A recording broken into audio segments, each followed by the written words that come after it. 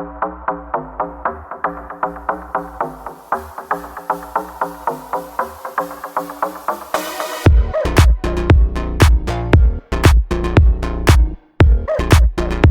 stories alleged. For gossip and entertainment only. Let's get started. Hello, gossipers, and welcome to Gossip in the Dark with Sharona. So, we're going to talk about Erik and Lyle Menendez. Apparently, they have been brutalized behind bars. Now, if you don't know who Erik and Lyle is, back in the 90s, they were charged with the murder of their parents. And then it was revealed that the dad was actually inappropriate with his son. Allegedly. We have to say allegedly.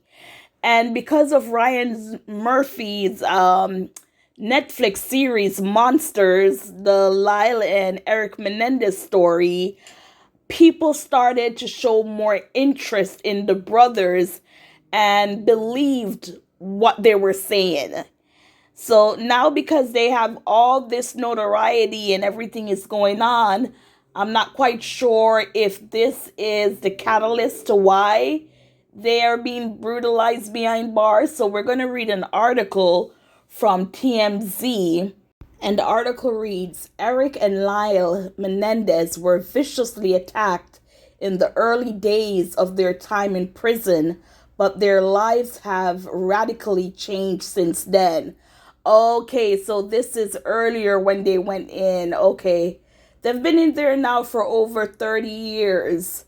So why now is this being brought up? I'm not quite sure. So let's continue reading. The Menendez brothers appeared by phone on TMZ podcast Two Angry Men with Harvey Levin and Mark Geragos, who represents Lyle and Erik. They talked about how they survived and evolved in the 35 years they've been incarcerated. So 35 years. Erik says he was violently attacked numerous times, but never fought back. He and Lyle were in separate prisons for the first 21 years behind bars, and Erik vividly remembers when he got word his brother had been viciously attacked and suffered a broken jaw. They are clearly anxious about their resentencing hearing next month, where they will learn if they will spend the rest of their lives in jail, either as prisoners or as free men. Wow. So earlier on, when they went into prison, they were being attacked.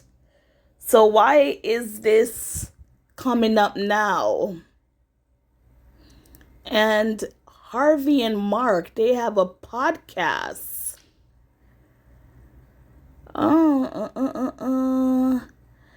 They cover lots of ground on the podcast, telling Mark and Harvey about how they've changed from self-described spoiled brats to empathetic men.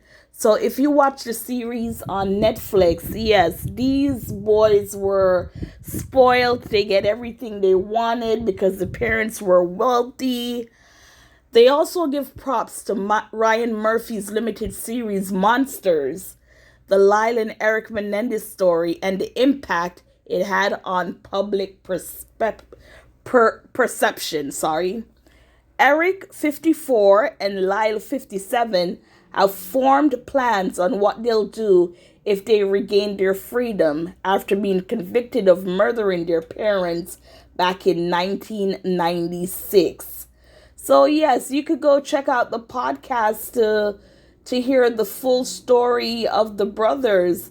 And, people are pulling for them, especially since it's been revealed that the father might have allegedly touched on the boys or one of the boys. So yes, next month they will find out. Sorry. When you're talking and your saliva goes back in, well, that's what just happened. Anyways, sorry about that. So yeah, for them, I sat and I watched the series, and it was a good series. And like they said in the beginning, you're like, these boys are just crappy. They're narcissistic. They think it's all about them. They're spoiled. They can just, snap their fingers and get what they want. But, during the public take on the incident and everything else that's coming out, it's like they are good citizens in jail, and some might say, so what? But they're good. They're not getting in any trouble. I'm sure they have been to therapy, counseling. They've been in there now for 35 years, and I don't think they're a threat to society. And, people should be given second chances in certain situations, not all. So let me just say that before someone comes on and like they murdered, so you're saying no. I'm just saying, looking at their case and why they did what they did to their parents, again, it's not right. But I'm just saying, behind bars with no problems, 35 years, give them a chance to come out and live their life. And they're both married.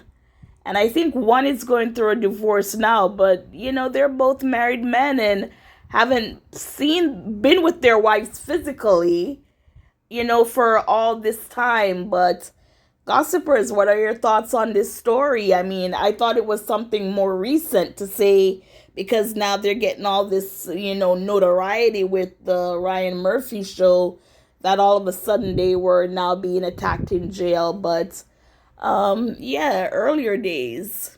You know what, gossipers? In the shoot. In the series, I think they did show an attack. Oh Lord. Anyways, your thoughts, gossipers. As always, please like, share, subscribe. Prison was hard for me. I faced a lot of bullying and trauma. It was a dangerous environment. What happened to you?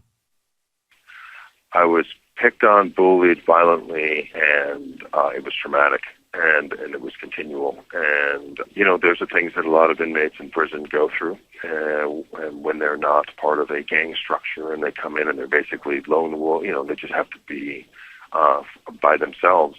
And prison can be hard, and there's a lot of suffering in prison.